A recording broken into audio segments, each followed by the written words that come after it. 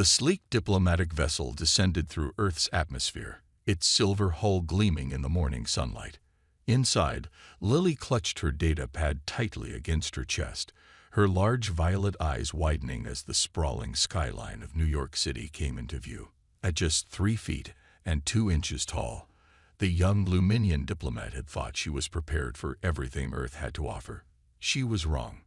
"By the ancient stars," she whispered, pressing her face against the viewport. The buildings weren't just tall, they were gigantic. On her homeworld, the tallest structures reached perhaps 30 feet. These metal and glass monsters stretched up for hundreds of feet, disappearing into the clouds. The ship's AI announced their final approach to the United Nations landing pad. Lily straightened her formal robes, a shimmering fabric that reflected her people's love of starlight. Her antenna twitched nervously, picking up the various electromagnetic frequencies from the human city. Everything about Earth felt massive. As the ship's door opened with a soft hiss, Lily took her first breath of Earth air. The gravity was stronger than she was used to, making her feel even smaller than usual. A group of human officials waited on the landing pad, and Lily felt her heart skip a beat. The briefings hadn't prepared her for this. The humans were giants. The smallest among them stood at least twice her height. They wore what her briefings had called suits and ties, but seeing them in person was entirely different from the images she'd studied. One of them stepped forward, and Lily had to tilt her head back almost completely to see their face. "Welcome to Earth, Ambassador Lily," the human said, their voice deep but gentle. "I'm Representative Adams from the United Nations Extraterrestrial Relations Committee." Lily managed to keep her diplomatic composure, even as she felt dwarfed by everything around her. "Thank you for your welcome, Representative Adams. I bring greetings from the Luminian High Council." Her translator device worked perfectly, but she felt like a child speaking to adults. The walk through the UN building became an exercise in maintaining dignity while being constantly reminded of her size. The doors were enormous, the corridors stretched up forever, and even the potted plants seemed to tower over her. Every human they passed stopped to stare, though most tried to be polite about it. "Here's your office," Adams said, opening a door. "We've made some modifications for your comfort." Lily stepped inside and finally felt some relief. The humans had clearly put thought into accommodating her. There was a scaled-down desk and chair, smaller filing cabinets, and even a custom-made computer terminal with buttons she could easily reach. A stepladder was discreetly positioned near the taller shelves. "This is very thoughtful," she said, genuinely touched by the consideration. "We want you to feel at home here," Adams replied, still looming in the doorway. "Your residential quarters have been similarly adapted. And please don't hesitate to ask if you need anything adjusted." Left alone in her office, Lily climbed into her chair and took a moment to process everything. The view from her window showed the bustling city below, with humans walking about like moving buildings. Cars, which she'd only seen in briefing materials, looked like massive moving boxes. She opened her data pad and began her first official report. Arrived safely on Earth. Initial observations. Everything here is beyond scale of previous expectations. Humans have shown considerable thoughtfulness and accommodations, but their sheer size remains intimidating. Most pressing concern: how does one conduct diplomatic relations when having to constantly look up at such an angle? Must remember to pack anti-neck strain medication for future meetings. Looking out at the city again, Lily added a personal note. Despite initial shock, there's something fascinating about their scale. They've built everything so big, yet they move with surprising grace for their size. Perhaps there's more to learn here than just diplomatic protocols. End report. She closed her data pad and stood up, straightening her robes.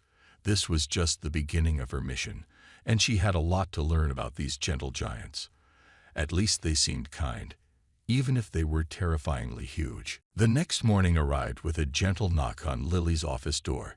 She looked up from her data pad, where she had been reviewing Earth customs for the 100th time. "Come in," she called out, then watched as the door opened to reveal what could only be described as a mountain of a being. Her antenna trembled slightly. "Hello, Ambassador Liley. I'm Tom Walker, your assigned diplomatic liaison." The human had to duck slightly to enter the doorway. At 6 feet tall, he was what humans considered average height, but to Lily, he might as well have been a living skyscraper. Tom smiled warmly and took a careful step forward. He moved slowly, clearly trying not to startle her. "I hope I'm not interrupting anything important." Lily stood up on her chair to reduce the height difference somewhat. "It didn't help much." "Not at all, Mr. Walker. I was just studying." She tried to maintain eye contact, but found herself developing a slight crick in her neck. Noticing her discomfort, Tom pulled up one of the human-sized chairs and sat down, bringing himself closer to her level. "Please, call me Tom, and you don't need to strain yourself looking up. We can figure out a more comfortable way to talk." The thoughtful gesture didn't go unnoticed. Lily felt some of her tension ease. "Thank you, Tom. I must admit, I'm still adjusting to the scale of everything here." "I can imagine." Tom chuckled, the sound warm and friendly. "I heard you had quite the reaction to our coffee cups yesterday." Lily's violet cheeks darkened with embarrassment. During her first meeting, someone had offered her a standard Earth coffee mug. The cup had been nearly half her height. In my defense, I thought it was a soup bowl at first. They both laughed, breaking some of the initial awkwardness. Tom pulled out a tablet and showed her a modified schedule he prepared. "I took the liberty of planning our first week. We'll start with a tour of the smaller conference rooms, then gradually work our way up to larger spaces as you get comfortable." As they discussed the schedule, Lily noticed something interesting. Despite his enormous size, Tom moved with careful precision.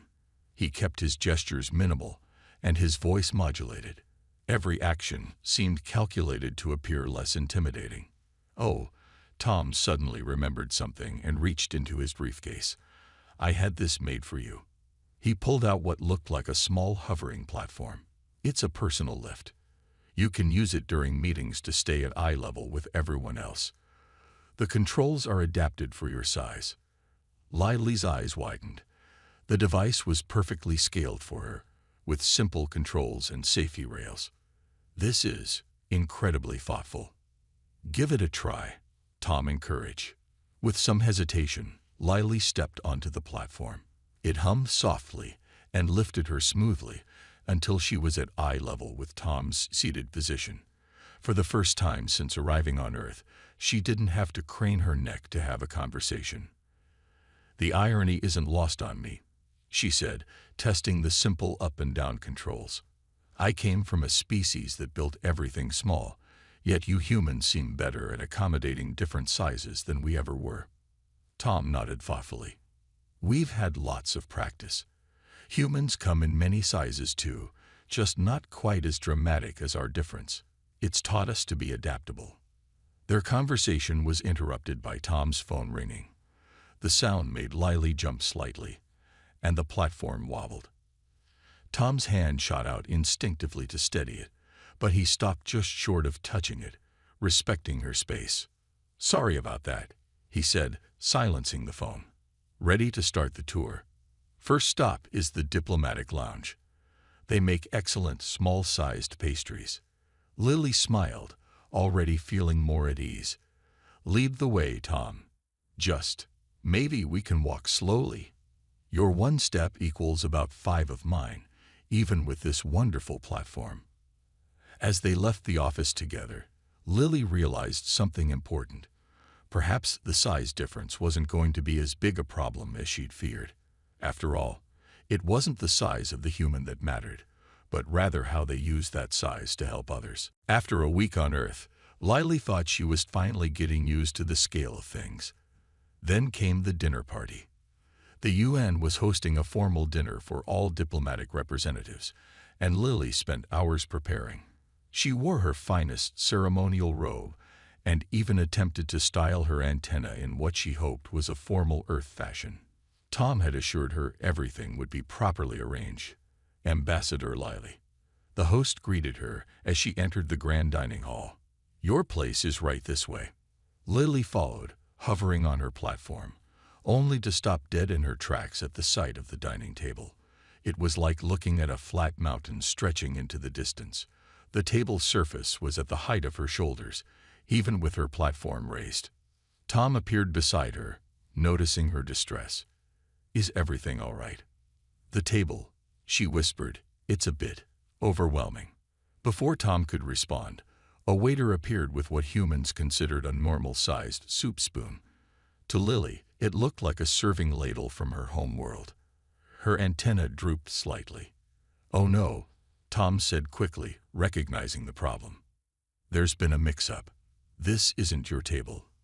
He guided her to a smaller section of the room, where several other alien species of varying sizes were seated at appropriately scaled furniture.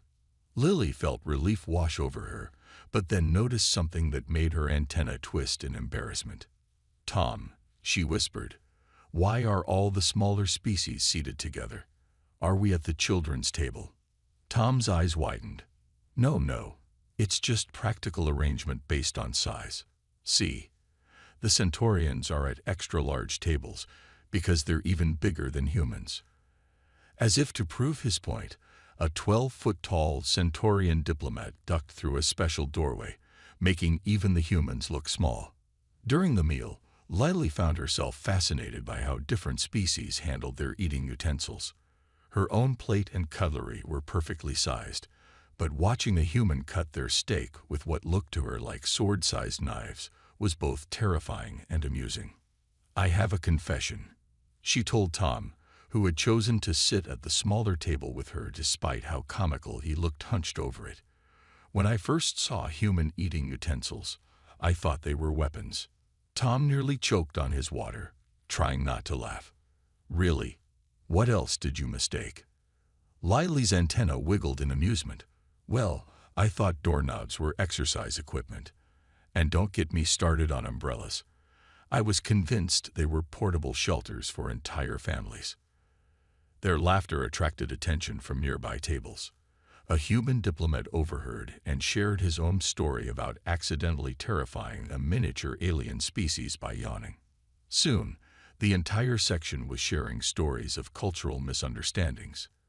"The funniest moment," Lily added, feeling more confident, "was when I saw my first human bed.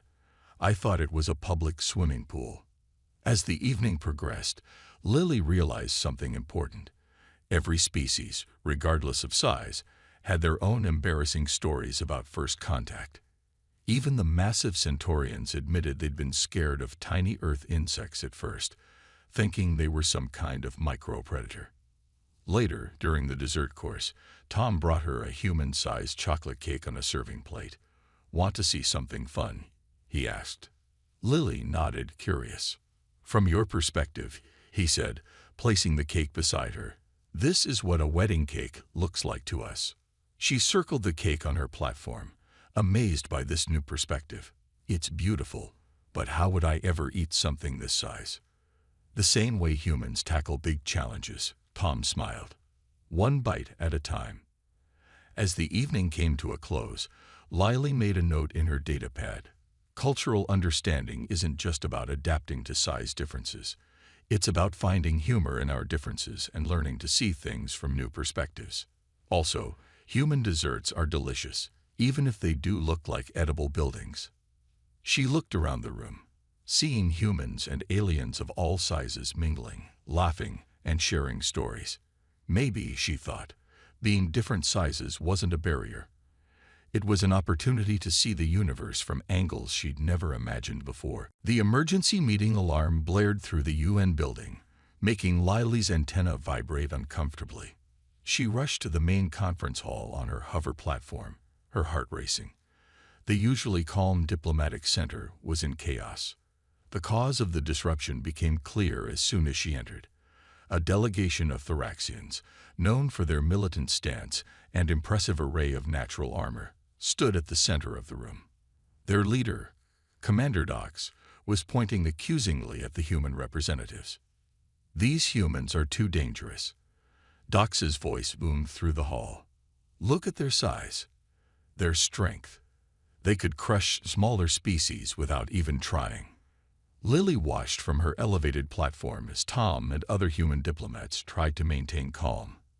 The Thoraxians, standing at around 4 feet tall, were clearly trying to make up for their size with aggressive posturing. "Commander Dox," Tom spoke softly, deliberately making himself appear less threatening by sitting down. "Size isn't an indicator of peaceful intentions." "Lies." Dox slammed his armored fist on the table. "We've seen your weapons, your vehicles, your buildings. Everything about humans is designed to intimidate." The situation got worse when a human security guard, responding to the commotion, accidentally bumped into a Thoraxian delegate. Though the contact was minimal, Dox seized on it immediately. See, violence. They cannot control their massive bodies. Dox turned to the other alien representatives. "We demand immediate sanctions against Earth. Any species this large cannot be trusted in the galactic community."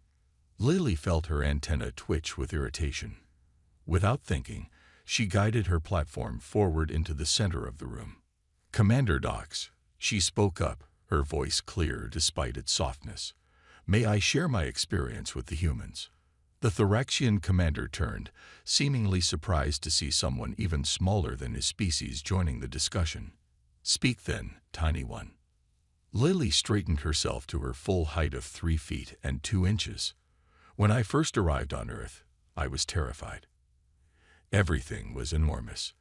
The buildings, the furniture, even the eating utensils looked like weapons to me." She gestured to Tom. "But do you know what I discovered? The humans spent weeks preparing for my arrival.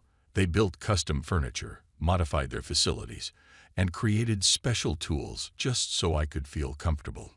Moving her platform closer to Dox, she continued, "I've seen humans duck through doorways, bend down to hear me better, and carefully adjust their movements to make smaller species feel safe. They're more aware of their size than anyone. But their potential for destruction," Dox started, "is no different from any species." Lily interrupted. "I once accidentally stepped on a human's cherished garden plant because I didn't see it from my height. Size works both ways, Commander." Tom stood up slowly, careful to maintain a non-threatening posture. "Commander Dox, humanity understands your concerns. We've learned to be careful precisely because we know our size can be intimidating. That's why we focus so much on accommodation and adaptation." Other alien representatives began nodding in agreement. A tiny microbian ambassador, barely 6 inches tall, floated forward on their own platform. "The humans built me an entire city-scale environment inside a single room," they chimed in. "They're gentle giants." Dox's aggressive posture began to falter as more species shared similar experiences. Lily could see the commander's natural armor plates shifting uncomfortably. "Perhaps," Dox finally said, "we may have been hasty in our judgment." The tension in the room began to dissolve. Tom caught Lily's eye and gave her a subtle thumbs up, a human gesture she had learned meant approval. Later, after the crisis had been fully resolved, Tom found Lily in her office. "That was quite a speech," he said, sitting down to be at her eye level. "I just spoke the truth," Lily replied, her antenna swaying gently. "It's funny. When I first arrived, I thought humans were too big to ever understand smaller species. Now I realize that being big has taught humans to be extra careful and considerate." Sometimes, Tom smiled, the biggest things can have the gentlest touch. Lily made a note in her datapad. "Crisis averted. Learn today that true strength isn't about physical size. It's about how you use whatever size you have to help others feel comfortable and safe." A month after the Thoraxian incident, Lily found herself in an unexpected place, a human elementary school. The UN's Cultural Exchange Program had arranged for alien diplomats to visit various Earth institutions, and Lily had specifically requested to see how young humans learned. "The children might be a bit excited," Tom warned as they walked down the hallway. "They've never met a Luminian before." Lily nodded from her hover platform, which now felt as natural to use as walking. "How tall are human children?" she asked, realizing she'd only seen adult humans so far. Her question was answered when they entered the classroom. 20 third graders, all around 4 feet tall, turned to stare at her with wide eyes. For the first time on Earth, Lily found herself looking down at humans, even if only slightly. "Class, this is Ambassador Lily from the Luminian High Council." The teacher introduced her. "She's here to learn about our school, and you can ask her questions too." A forest of small hands shot up immediately. Tom smiled and stepped back, letting Lily handle the situation. "Why are you so tiny?" one child asked directly, earning a stern look from the teacher. Instead of being offended, Lily laughed. "On my world, I'm actually quite normal-sized. Everything on Earth just looks giant to me. Imagine if you went to a planet where everything was built for someone as tall as 3 houses stacked on top of each other." The children's eyes grew wider, and more hands shot up. "Do you have trouble reaching things?" another child asked. "Sometimes," Lily admitted, "but humans have been very creative in helping me. See this platform? It helps me reach whatever height I need." One quiet girl in the back raised her hand. "Do you ever feel scared because everything is so big?" The question caught Lily off guard with its perceptiveness. She lowered her platform to be at the children's eye level. "At first I was very scared," she said honestly, "but then I learned something important. Being big or small doesn't make someone good or bad. What matters is how they treat others." The children nodded thoughtfully. Then one boy raised his hand and asked, "Can we show you our science project? We made a model of the solar system." Lily followed the excited children to a corner of the room where a large model hung from the ceiling. For once, she found herself appreciating Earth's scale. The model was at perfect height for her to examine closely. "See, Jupiter is the biggest planet," a girl explained proudly. "But even though it's huge, it doesn't hurt the smaller planets. They all work together in harmony." Tom, who had been watching quietly, raised an eyebrow at the unexpectedly profound observation.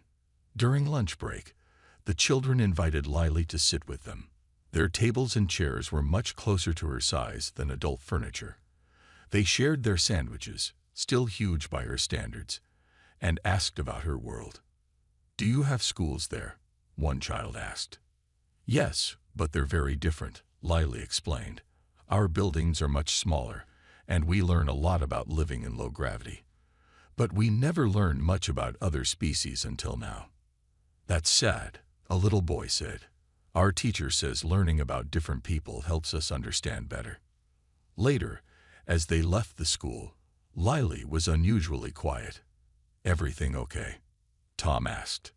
"Those children," she said thoughtfully, "they didn't see my size as strange or scary. They were just curious. And they understood something that even adult diplomats sometimes forget, that differences in size don't have to be barriers." She made a note in her data pad. "Visited Earth School today. Discovered that human children naturally understand what adult diplomats struggle with. That size is just a physical trait, not a measure of worth or capability. Perhaps we should all approach diplomacy with a child's openness to differences." Looking up at Tom, who still towered over her, Lily smiled. "You know, I haven't had to use my neck strain medication for weeks now." "Because of the hover platform?" Tom asked. "No," she replied. "Because I stopped seeing humans as giants and started seeing them as people who just happened to be tall." The day of Lily's address to the Galactic Assembly arrived sooner than she expected. The massive assembly hall on the neutral space station was filled with representatives from over 100 species. Some were tiny like the microbians, others towered like the centaurians, and everywhere in between sat species of all shapes and sizes.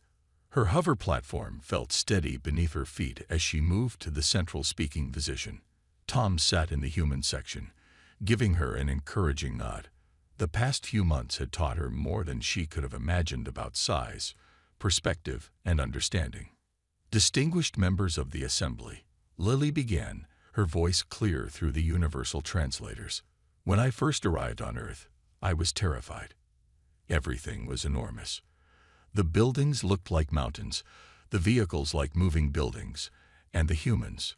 She paused for effect. The humans seemed like giants from ancient stories. Murmurs of agreement came from the smaller species in the audience. But today, I'm not here to talk about how big humans are. I'm here to talk about how big their hearts are. She pressed a button on her platform, displaying holographic images from her time on Earth. The first showed a human carefully holding a tiny microbian environmental pod, their huge hands gentle and precise. Humans understand their size better than we give them credit for. They spend enormous resources making their world accessible to smaller species. They build custom furniture, create specialized tools, and modify their environments. Not because they have to, but because they want to. The next image showed the elementary school children sharing their lunch with her. Their young ones are taught from an early age to be careful around those smaller than themselves.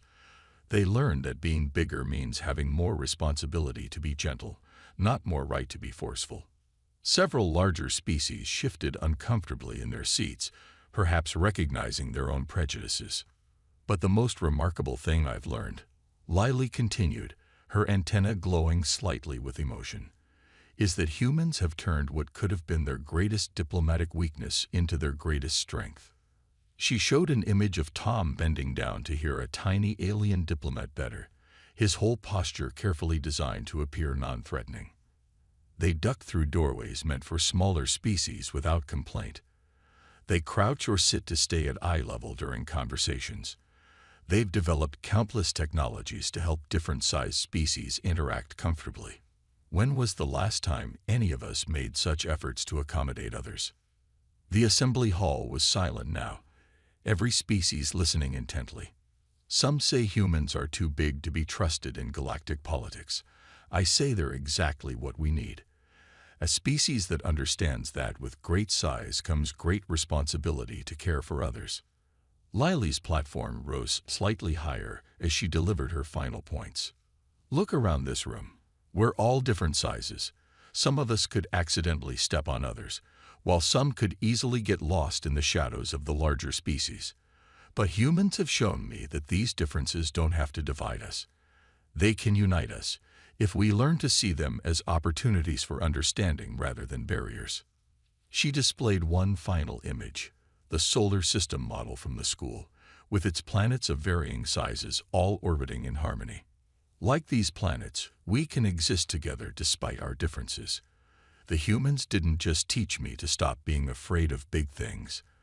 They taught me that sometimes the biggest things can have the gentlest touch, and the smallest voices can carry the largest truths. As she finished her speech, the assembly hall erupted in applause. Species of all sizes showed their approval in their own ways, some with tentacles waving, others with bioluminescent displays, and the humans with their thunderous clapping. Tom made his way to her platform after the speech, careful not to bump into any smaller species. That was amazing, Lily. She looked up at him, remembering how terrifying his height had once seemed. I just told them what I learned on Earth. Sometimes the best way to understand something is to look at it from a different perspective, even if that perspective is 3 feet off the ground. Her datapad note that evening was simple. Today I spoke about size, but really I spoke about understanding. The universe is big enough for all of us, no matter our scale. 6 months after her arrival on Earth, Lily stood in her newly renovated permanent office at the UN building. The space had been completely redesigned, not just to accommodate her size, but to serve as a model for future interspecies diplomatic spaces. What do you think? Tom asked, standing in the doorway. The architects really took your suggestions seriously. Lily guided her hover platform around the room, admiring the innovative design.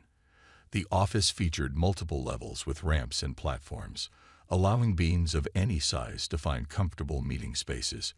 The furniture was modular, able to adjust to various species' needs. It's perfect, she said, landing her platform on a mid-level conference area.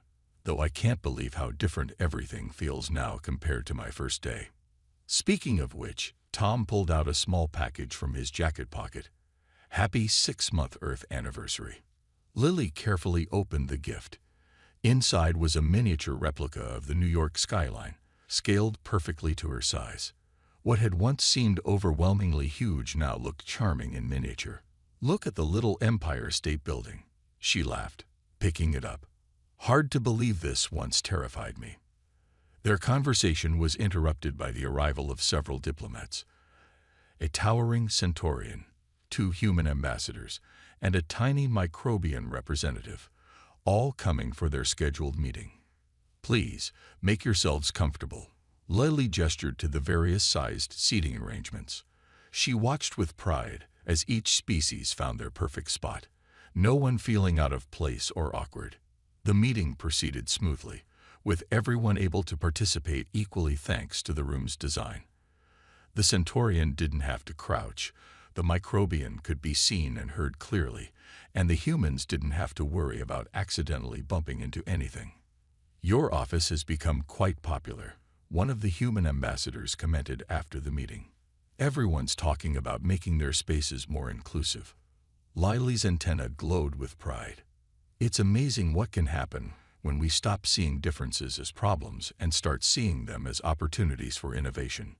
Later that day, she received a call from the Luminian High Council. They had reviewed her latest reports and had an important request. "We want you to help design our new Galactic Welcome Center," the council had announced. "Your experience with humans has given you unique insights into multi-species accommodation." "I'd be honored," Lily replied, "though I'll need some help." She glanced at Tom, who was pretending not to eavesdrop from his desk. That evening, as they were finishing up their work, Tom noticed Lily staring out the window at the city lights. "Credit for your thoughts?" he asked, using the Earth phrase she'd grown fond of.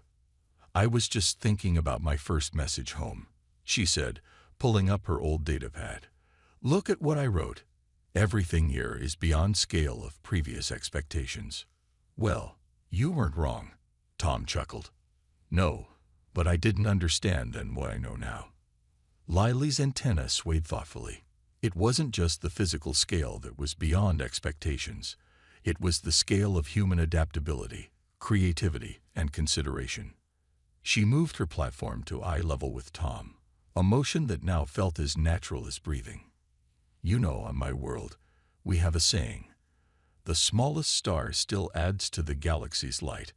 I used to think it meant that even small beings like us matter. Now I understand it differently." "How so?" "It's not about size at all. It's about contribution. Humans taught me that by showing how the biggest beings can make themselves smaller to help others feel bigger." Lily made her final data pad entry for the day. 6 months ago, I arrived on Earth thinking everything was too big. Today, I realize nothing is too big or too small. It's all about perspective. The humans didn't just accommodate my size. They helped me grow in ways that had nothing to do with physical height. Sometimes the biggest changes come in the smallest packages. She looked around her office, where beings of all sizes could now meet comfortably, and smiled. In the end, she hadn't just learned to cope with human size. She'd learned that in the vastness of space, there was room for everyone to fit perfectly, exactly as they were.